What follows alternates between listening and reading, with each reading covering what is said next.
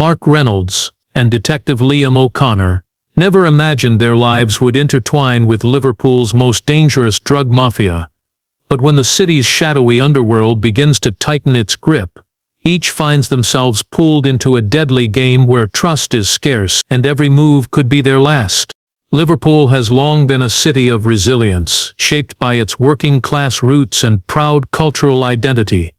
But in recent years, something darker has taken hold. Behind the booming nightlife and growing urban redevelopment lies a criminal underworld more organized and more dangerous than anything the city has seen before. Once plagued by small-time dealers and turf wars, Liverpool has now become the beating heart of one of the UK's most sophisticated drug trafficking operations.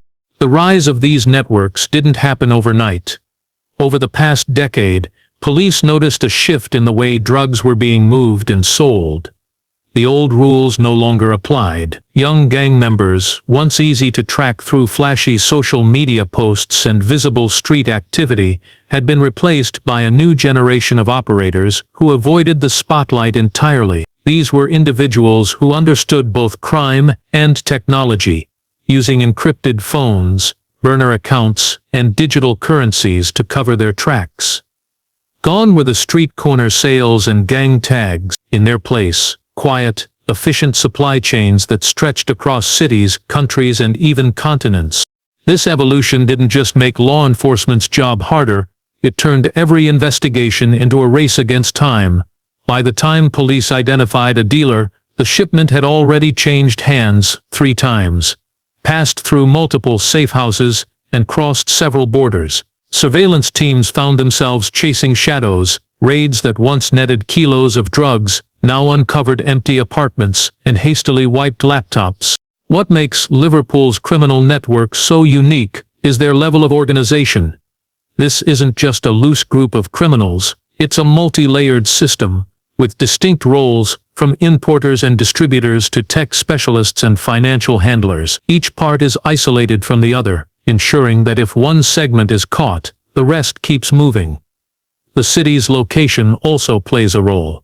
With direct access to international ports and a vast motorway system, Liverpool is perfectly positioned as a distribution hub for the entire UK. As the police tried to catch up, the drug lords stayed one step ahead, constantly adapting their methods. Every breakthrough in enforcement was met with an even more sophisticated tactic in return.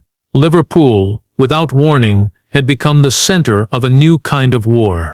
At the heart of Liverpool's drug empire lies its historic docklands, a place once known for commerce, shipbuilding, and trade. But beneath the legitimate operations of freight companies and shipping terminals, a hidden economy has taken root. This is where massive quantities of illegal drugs enter the UK, tucked inside everyday cargo, from crates of fruit to heavy machinery parts. Smugglers use increasingly inventive methods to conceal shipments of cocaine, heroin, and synthetic narcotics. The volume of containers arriving each day makes it nearly impossible for customs to check them all, giving traffickers the perfect cover. Investigators have identified certain areas of the port as ghost zones, sections where surveillance cameras mysteriously stop working or where logs don't match actual movements. Containers disappear for hours, sometimes days, before reappearing in different locations. When authorities question dock workers, they are met with silence, fear, or rehearsed answers. It's no secret that some port employees have been bribed, threatened, or even planted there by the criminal networks themselves. The line between legitimate trade and organized crime has become dangerously thin. The ports are not just entry points, they're operational hubs. From these docks, drugs are moved quickly via lorries and vans, often using fake paperwork and cloned license plates to avoid detection. The cargo travels along motorways to safe houses scattered across the northwest and beyond. Some routes have been used so often that they've earned nicknames within the gangs, each path mapped out with precision. It's a distribution network, as efficient as any major retail operation. Attempts to disrupt these supply chains have had limited success. Raids sometimes lead to arrests, but rarely to the masterminds. Containers are sometimes intercepted, but they are just one piece of a larger puzzle. The criminal groups factor in losses, sending multiple shipments to ensure at least one gets through. For every container seized, several more make it to their destination unnoticed. The docks remain a critical battleground in the fight against organized crime, but for now, the traffickers continue to exploit them with ruthless efficiency. Hidden in plain sight, Liverpool's port system has become the front door to one of the UK's most lucrative and dangerous underground trades. In 2021, the National Crime Agency launched a large-scale investigation codenamed Operation Crimson. The operation was designed to map out and dismantle Liverpool's most dangerous drug trafficking networks. It was not just another sting. This was a deep intelligence-led effort involving surveillance, cyber analysis, and cooperation with European and international agencies. For months, agents monitored communications, financial activity, and movement patterns. Slowly, a picture began to form, one that revealed a sprawling empire of criminal activity far beyond what anyone had anticipated. At the center of the operation were a handful of major players, suspected of controlling the movement of drugs into and out of Liverpool. These individuals operated behind layers of intermediaries, never directly handling the product themselves. They used encrypted messaging platforms to issue instructions and move funds across borders using digital currencies and offshore accounts. The network had connections to cartels in South America, money launderers in Eastern Europe, and arms dealers in the Balkans. Operation Crimson aimed to expose this web and take it apart piece by piece. The first major breakthrough came when agents managed to place 2 undercover officers inside a logistics company, suspected of acting as a font for drug movements. Over several weeks, they uncovered false shipping manifests, secret compartments in trucks, and connections to companies in Spain and the Netherlands. Just as the operation was about to move into its next phase, something went terribly wrong. The identities of the undercover officers were leaked through an encrypted channel widely used by the network. Within days, both officers were pulled out for their safety, and several scheduled raids were cancelled. The leak sent shockwaves through the agency. Investigators suspected there was a mole, someone with access to sensitive information, possibly embedded within law enforcement or even higher. With the element of surprise lost, Operation Crimson stalled.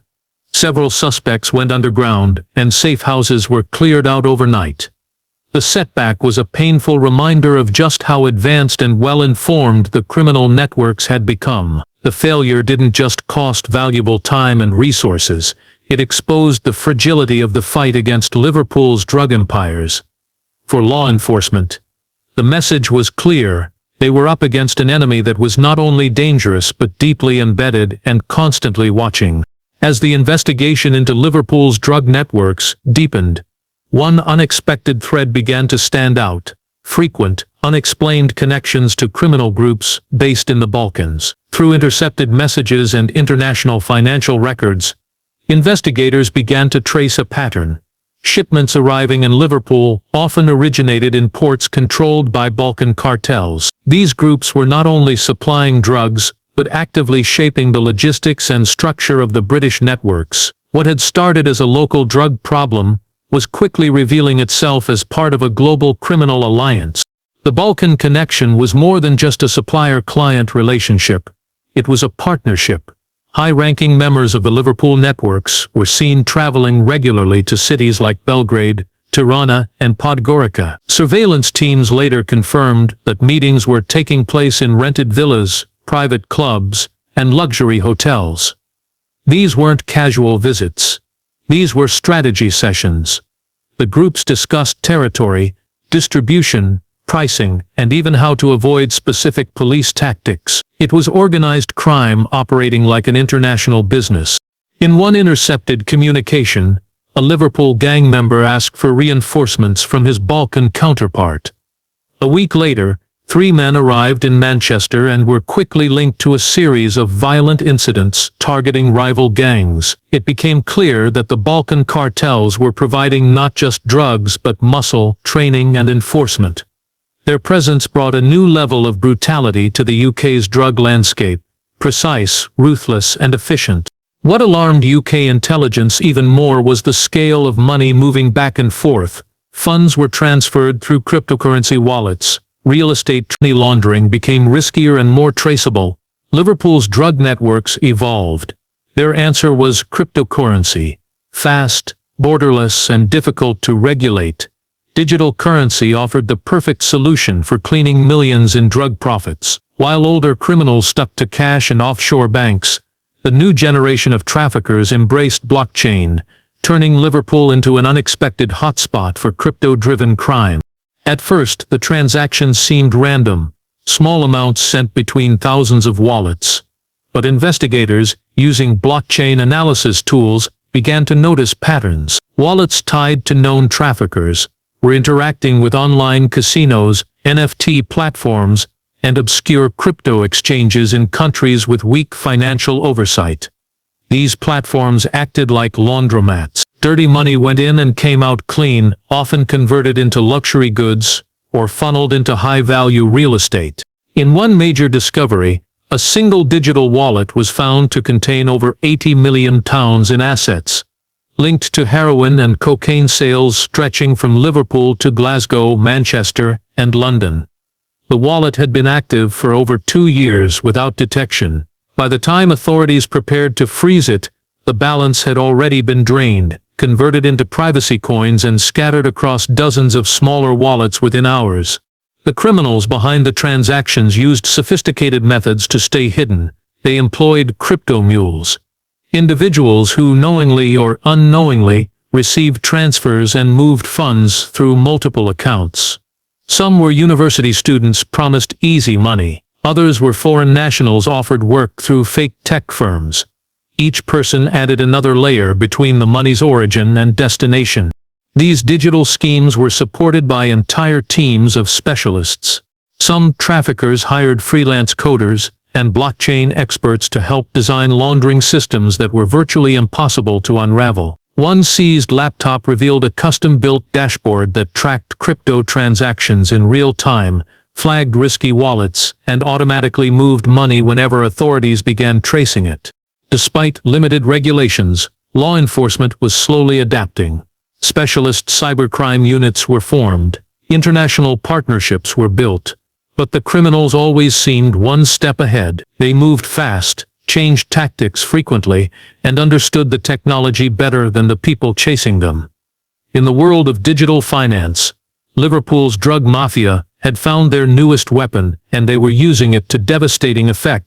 The criminal networks operating in Liverpool had grown so large and so complex that suspicion began to fall not only on the streets, but within the very institutions meant to fight them. That suspicion turned to confirmation with the shocking downfall of Sergeant Dean Warren, a decorated officer with over 2 decades of service in Merseyside police. Known for his tough stance on gang crime, Warren had led multiple drug busts and earned public praise for his dedication. But behind the scenes he had been living a double life.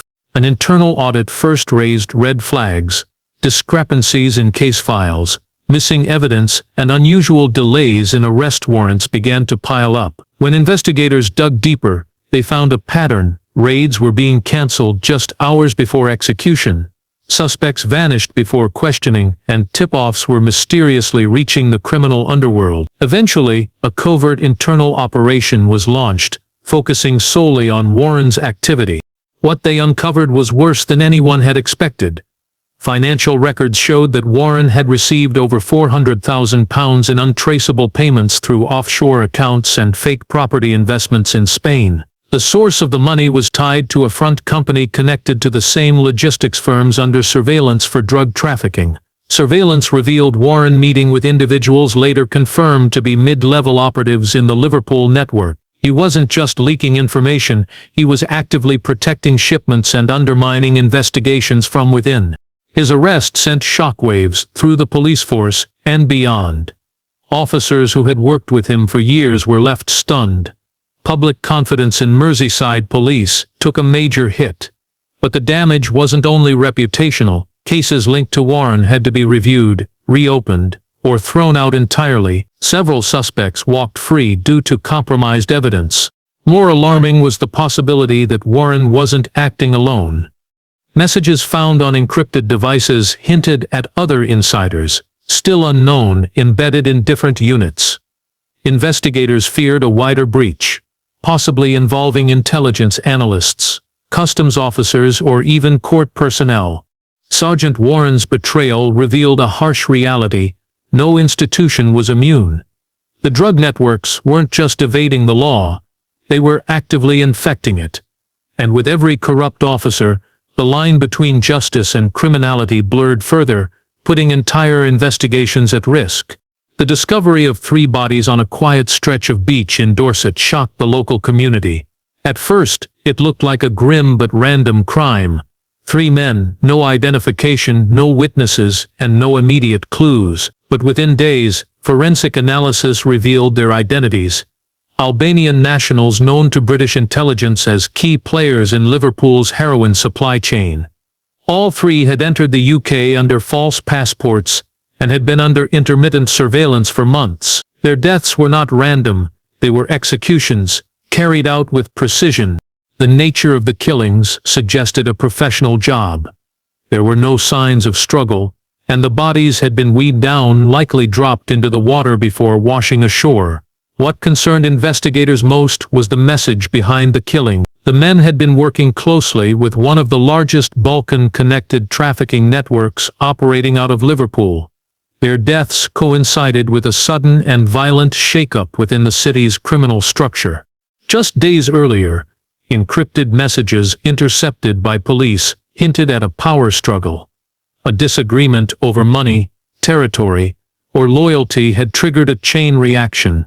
The Albanian faction, once seen as untouchable, was suddenly under threat from within the very networks it had helped to build. Informants reported hushed meetings in Liverpool's outskirts, increased movement of weapons, and an unusual silence across previously active communication channels. Something was shifting, and fast.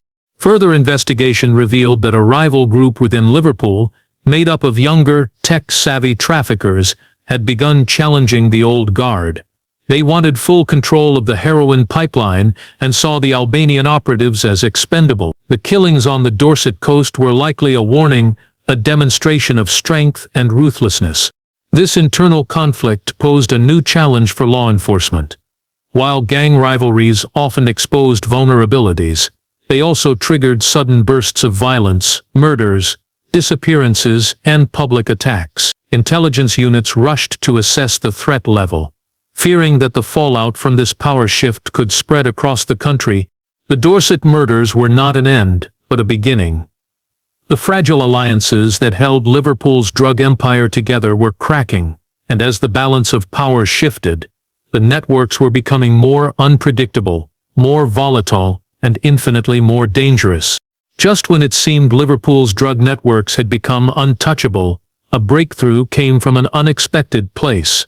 Global police operation targeting encrypted communications. For years, one particular messaging platform had been the backbone of criminal coordination, used by traffickers not only in Liverpool but across Europe and beyond. Its encryption was believed to be unbreakable, allowing criminals to communicate freely without fear of interception. But after a joint effort involving agencies from the UK, the US, and several European countries, that platform was finally cracked. The impact was immediate and dramatic. Within hours of the operation's launch, law enforcement arrested dozens of suspects linked to Liverpool's drug mafia. Safe houses were raided, illegal weapons seized, and drug shipments intercepted before they could reach the streets. Police recovered millions in cash, high-end cars, and luxury properties purchased with drug profits. The arrests included mid-level coordinators who had long operated in the shadows, sending shockwaves through the network. For the first time in years, investigators believed they had the upper hand. The encrypted platform had been the criminals' greatest weapon, giving them a sense of security and invisibility. With that barrier gone, it seemed the drug empire might finally crumble. But the victory was short-lived. Within weeks, a new encrypted app emerged. Unlike its predecessor, this one was built using cutting-edge technology, with advanced self-destruct features and decentralized servers scattered worldwide. The traffickers adapted quickly, moving their communications to this new platform and warning others to stay off the compromised one. The speed and sophistication of this response stunned authorities. It became clear that this was not a battle of mere technology, but a war of resources and expertise. The criminals had access to talented developers, significant funding, and a network of allies who could deploy these tools at scale. Every time law enforcement cracked one code, another appeared. The cat-and-mouse game between police and criminals intensified. Investigators doubled down on cyber units and sought new international partnerships. But the reality was sobering. Liverpool's drug mafia was no longer a local threat. It was part of a global, tech-savvy and highly resilient criminal ecosystem. The fight against encrypted crime had only just begun, and it was proving to be one of the toughest challenges UK law enforcement had ever faced. Liverpool's drug mafia networks have become a complex and ever-changing beast, defying traditional law enforcement methods at every turn. Despite numerous arrests, seizures, and investigations, the underlying system remains intact and continues to grow stronger. The city's geographic advantages, its busy ports, extensive road networks, and international connections make it a perfect hub for trafficking and distribution. But the real strength of these criminal organizations lies in their ability to adapt, innovate, and operate in the shadows. Law enforcement agencies now face a battle on multiple fronts.